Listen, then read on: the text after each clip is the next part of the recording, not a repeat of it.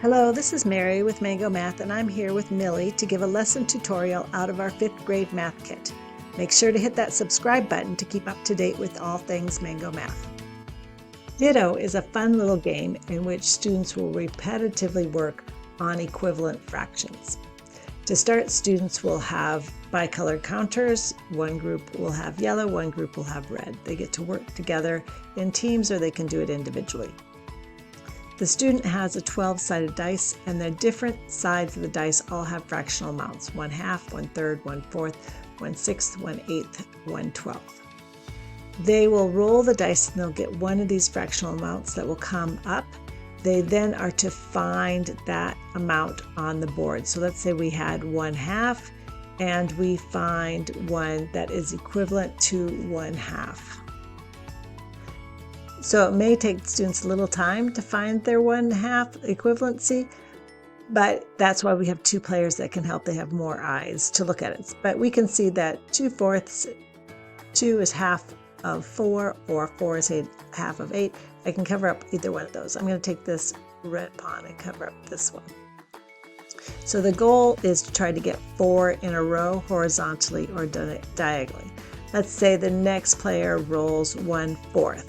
So then they find a fraction on here that's equivalent to 1/4. And what they can do in order to find it more quickly is divide the top number into the bottom number to see what the result is. And so if I divide 10 into 30, I get 3. So that's going to be equivalent to 1/3. If I divide 5 into 15, that's 3. So that's 1/3 also.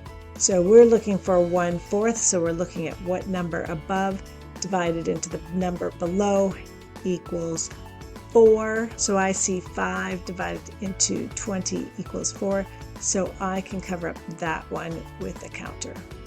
So as students play, they get more counters on the board. So their board could look something like this, trying to find 4 in a row, horizontally, vertically, or diagonally. And you can see that there is this opening for the reds to get 4 in a row, as well as this opening for the reds. And the yellows can try and block those spaces, or they can continue trying to get their 4 in a row by finding a space in which they can fill.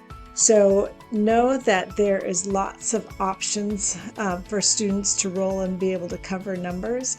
And like I said, the easiest way to figure out what is the equivalent fraction is dividing the top number into the bottom number to give you a fractional amount, to give you the answer to what that fractional amount is. So example, 6 into 36 is 6, so 1/6. This ends up being 1/6.